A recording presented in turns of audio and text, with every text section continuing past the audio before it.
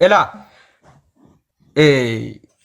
nama biratti yoo jaallatan sani namni yoo sin jaallatu iddummaa ta'e dhugaan immoo dhugaan qabdu soba qabda taanaani guyyaanatti jibbamtus guyyuma tokko garuu dhugaa qabaannaan ilmi namaa waa si gochuu hin danda'u. Dhugaan qabdu taanaan garuu injifatamuun kennuu oolee bula malee. Ati dhugaan qabdu taanaan amma mo'uu dandeessa amma afaan qabaachuu dandeessa afaan meeffattee nama amansiifachuu dandeessa garuu oolteen bultu simuutti dhugaan. Dhugaan deebitee simuutti jechuudha. Ilma namaa kamiifuu dhugaa murteessaadha. Amma namni sitti fakkeessuu danda'a jabaa dhugoota koo jabaa dhaayizoo siin jechuu danda'a. Garuu dhugaan ooltee bultee inuma simuutti harka si kennachiifti jechuudha. Harka si kennachiifti. Namni natti siqu tokko immoo bifan taaretti na hubachuun silaa Sumayyaan goota keenya jettee kam siidaanaa dhaabuu qabdu akka jechuun balleessiti. Wallahi na jajjabeessuu qabdi na galateeffachuu qabdi wallahi. Nama sitti mate fili jedhee nama shawaarratti siidaan tokko sii dhaabbata. Wallahi booni jedhe silaa Sumayyaadhumti iyyuu na galateeffachuu qabdi bar galatoominaan jechuu qabdi wallahi. Maaliif boo musiibaan jabduun? Musiibaan mana keessa agar namatti kaa wallahi. Amma wallahi rabbi jataa seeqsiifa kaffaludha. Maal galateeffattu? Hai.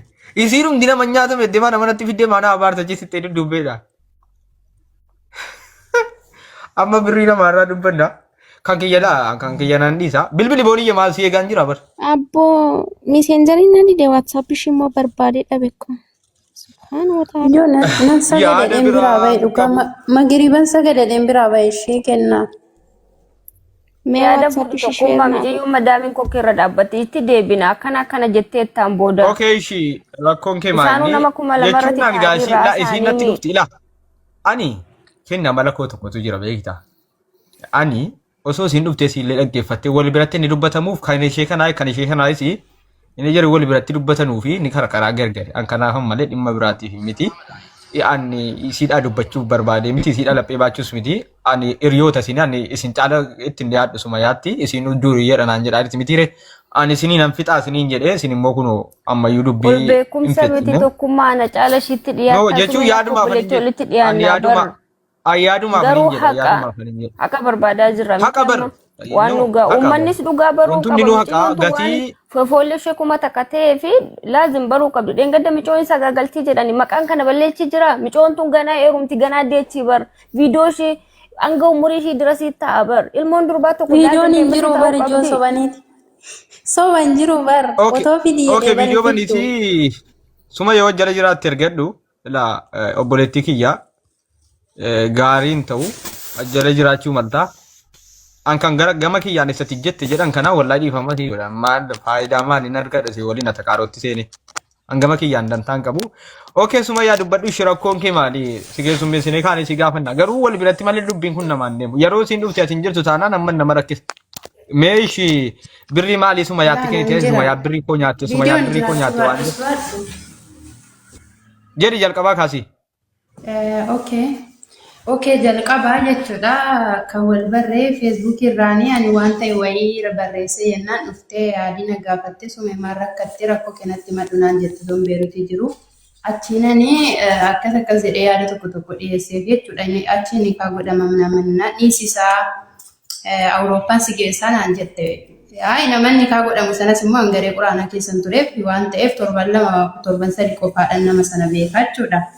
Achi akka hiriyaa tokkotti naasumnaani kunis hin baasu Awurooppaan si geessaa mucaa wajjin baay'ee haasofte amala isaa hin barree naan jettaayyee dheetini Awurooppaa akkamitti deemu sumee ani birrii baay'een qabu manallee warri kiyya bira ijaarradhe qaba garuu mana walaakin immoo maatiin kona dursaaluu islaama ijaan ta'e bakka itti galu waan hin qabneennaan abshirii akkamitti deemannaan rakkoon qaban asii fixaattee achi kaatee kaayiroo deemteeti kaayiroo irraa inni si galmeessisee ammasitti immoo mana madaamii dalagachaa achi Awurooppaa deemtee anillee Awurooppaatti rumeen jiraa yoo dhageesse Awurooppaatti rumeen jiraa yoo dhageesseetta ta'ee namicha kanatu ni kaana godhatee jira kanaafuu achitti biyya sanallee biyya Suudii jedhamtu wajjin jiraannaa naan jette hiriyaa kootatii abshir jettee na jajjabeessaa turte ammuma kanaan isheen akkas jettee na amansiistennaan beeruutii taa'ee birrii 120 ergee kaniin harkatti qabadhe ijoollee maatiin koo na jibbanni naan lolan ittiin biyya rabaatti deebi'a jedhee kaniin of harkatti qabadhe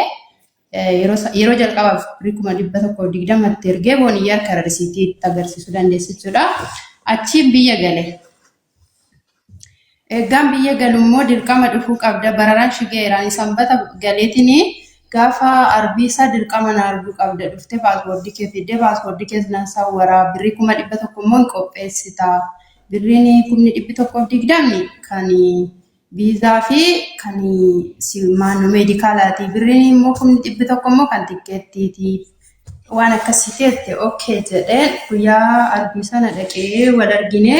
Gurbaashiin duriyyee wajjin sagaagalte jettu sana hiriyaashiitidha. Ishee wajjin jiraa guyyaa sana jechuudha. Viidiyoo waliin waraabne illee ni qaba Sumayyaadhe gurbicha sana dhe.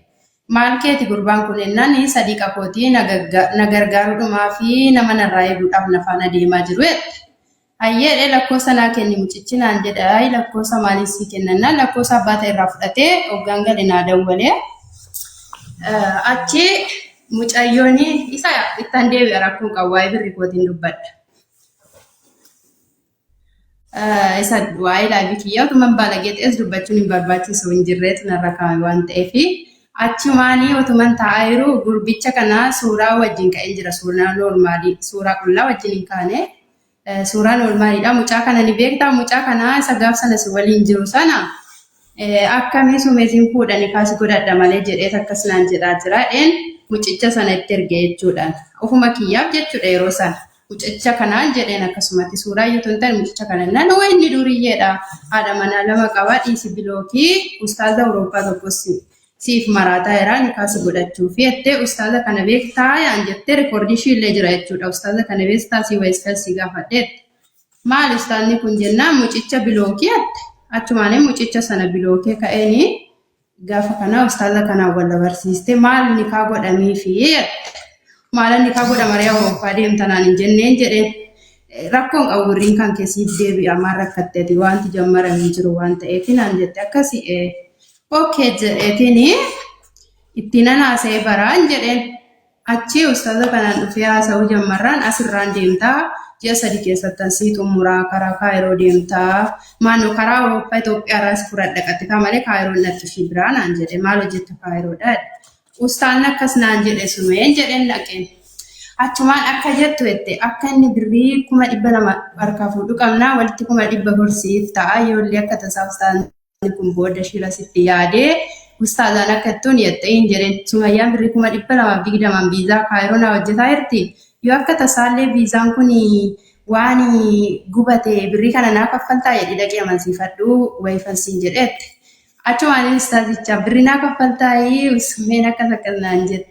Maalati yoo viizaan kee gubate amanamaadha jedhiidhaan gaafadhaan jette waan ta'eef akkamii jennaan abshiree akka tasaatu viizaan illee gubate asii kaffala malee birrii sana sii kaffala malee wanta Kaayiroo haftuu fi Awurooppaa na bira dhufuu haftuu fi hin jiru.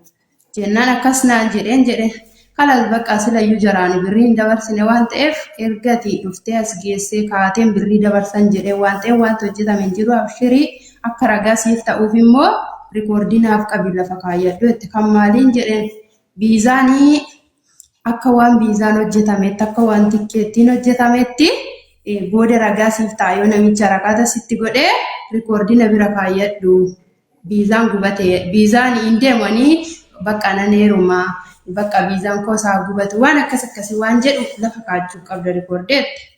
Okay jedhan ani hiriyaa kooti waan ta'eef wanta dhugaan afaan haasuutti waan ta'eef ni okay waan ishiin jette hundumaa nan godhe jechuudha. Baada kanaati namicha ni kaaftaas faraanfaa dhufanii abummaas faa dhufanii ni kan godhan. Achi ni kaa godhamne namicha immoo waan irra ga'e hunda duratti meera jechuudha. Waan hundumaa wanta jiru waan abbaan jala ittiin dhufu. Naam.